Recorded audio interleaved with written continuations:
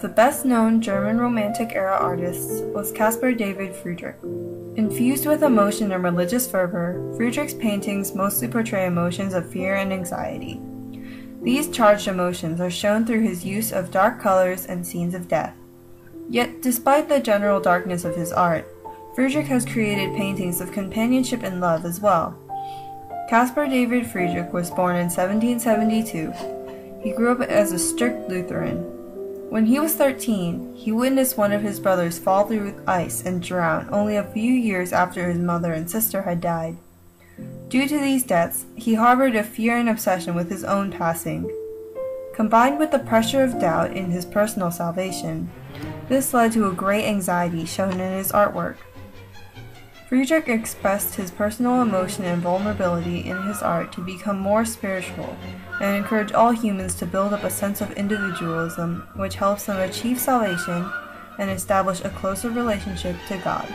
Childhood trauma and the possibility of not achieving salvation caused Friedrich to release his anxiety in contrived landscapes while hinting that the safety of salvation is waiting.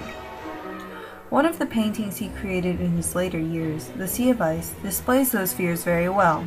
In it, a tiny ship shattered all the ice on the water, transforming the ice into a spiked summit that points towards the heavens. The ice refers back to both his anxiety and the death of his brother.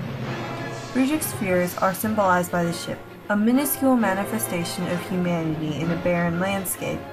The ice surrounding and seemingly crushing the ship is his gripping anxiety of death and haunting childhood. But Friedrich hints that there is still hope.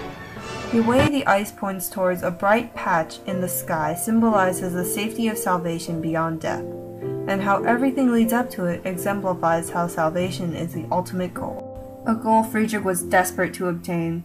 His paintings illustrate the desire and opportunity for the salvation and forgiveness of God, which provides a peace of mind impossible to find on earth. Friedrich's need for that salvation is illustrated in Monk by the Sea, in which a minuscule monk is depicted gazing at an expansive sky. The monk is too short to stretch past the ocean on the layers of earth and water he resides on. Trapped on the ground under the horizon, the monk cannot reach above his domain. Unfortunately, the sky symbolizes the salvation he, like Friedrich, yearns for. His skyward gaze is only a reminder of his ache for salvation. The vast open space the clouds occupy is the freedom that relieves people from worldly problems. With it, emotions that bind mankind to the earth will be released. But since the monk is unable to pass the earthly barrier and cross into the sky, he must continue to strive, as Friedrich does, to relieve himself from the troubles that trap him during his time on earth. Human troubles cause people to focus more on themselves than God, forcing the connection between them to weaken. Eventually, the once powerful connection dissolves into superficiality.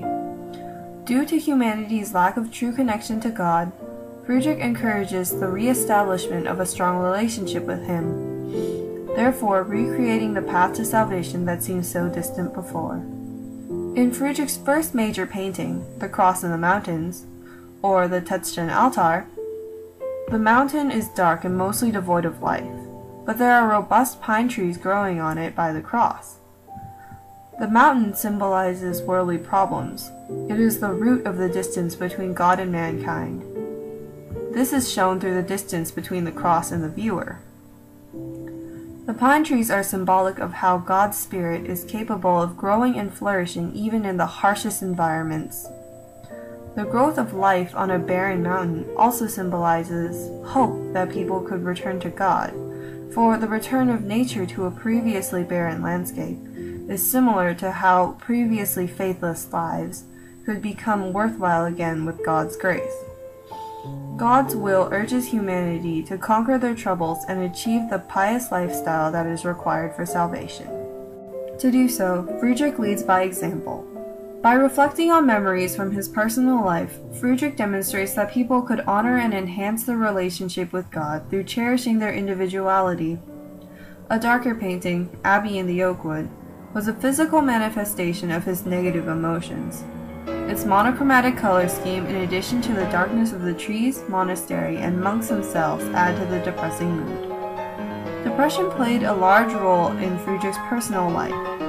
The events that made him the individual that God created were portrayed in his artwork as scenes of death and religion.